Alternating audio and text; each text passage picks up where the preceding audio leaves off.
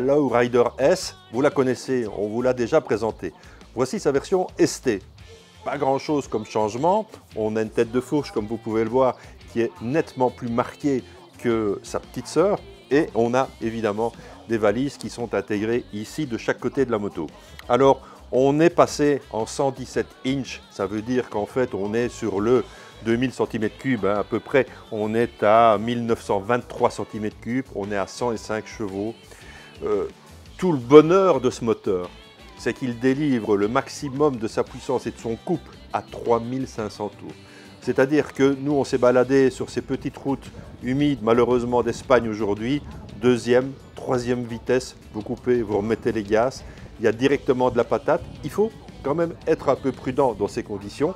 Pourquoi? Parce qu'ici, il n'y a pas de traction control, donc on a quand même 105 chevaux et beaucoup de couple, donc il faut être un petit peu prudent sur la remise des gaz parce que c'est une moto qui demande un peu plus d'attention. Évidemment, c'est une moto qui directement vous emmène à des vitesses un peu plus élevées. On a pris un petit bout d'autoroute, on est, grâce à cette bulle bien protégée, on a pris une vitesse non permise assez rapidement. Ça n'a pas posé du tout de problème. Moto très confortable. Là, on est, pas qu'on n'était pas avec... Là, on est vraiment chez Harley-Davidson. On est avec ce guidon relativement haut. On a en fait le sentiment d'être assis dans la moto, pas d'être assis sur la moto. Et ça fait évidemment toute la différence. En fait, vous grimpez sur cette machine et vous êtes dans l'univers Harley-Davidson. Directement, vous mettez le moteur, vous avez ces deux énormes gamelles qui font un bruit magnifique. Dès que vous accélérez, le couple est là. C'est assez magique. Et cette moto, cette Lowrider ST a été conçue avec aussi une garde au sol et des pose-pieds qui sont positionnés bien plus haut que sur les autres modèles. De ce fait, vous avez une possibilité de prendre beaucoup plus d'angle et finalement de vous amuser avec une moto qui, rappelons-le, fait quand même plus de 300 kg.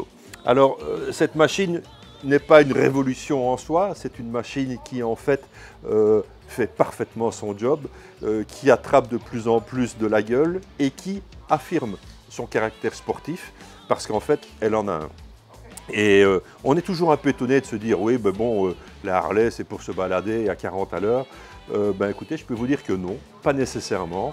Un Lowrider S, ou en l'occurrence ici, un Lowrider ST, est une machine capable quand même de sportivité. Alors entendons-nous, on n'est pas sur une machine de course. Si on commence à accélérer un peu trop, on a cette fameuse masse qui va vous tirer vers l'extérieur du virage, mais c'est pas grave, ça vous rappelle à l'ordre et ça vous donne les limites de la machine. Et moi j'aime ça, avoir des limites sur une machine, parce que maintenant on roule souvent sur des machines dont les limites sont celles du pilote. Ici, la moto montre ses limites et elle vous rappelle un peu à l'ordre, et moi je trouve ça très très bien. Moins d'électronique embarquée, néanmoins tout y est en termes de sécurité. On a un ABS très performant. On a pu le tester sur quelques freinages avec des grosses compressions. D'origine, elle est équipée avec ce filtre à air un peu proéminent, mais qui lui donne une sacrée gueule. Avouez comme moi que tout en noir ici, elle fait peut-être un peu bad boy, mais en tout cas, c'est une moto vachement efficace. Donc, Lowrider, on continue sur la lignée du sport. On a gagné en couple, on a gagné en puissance, on a gagné en plaisir. On est à 22 395 €, c'est le prix du grand plaisir chez Harley-Davidson. Et par rapport à la concurrence, on est évidemment dans une gamme relativement haute, mais on est sur une machine qui vous donnera du plaisir et du plaisir pour longtemps. Lowrider ST à tester.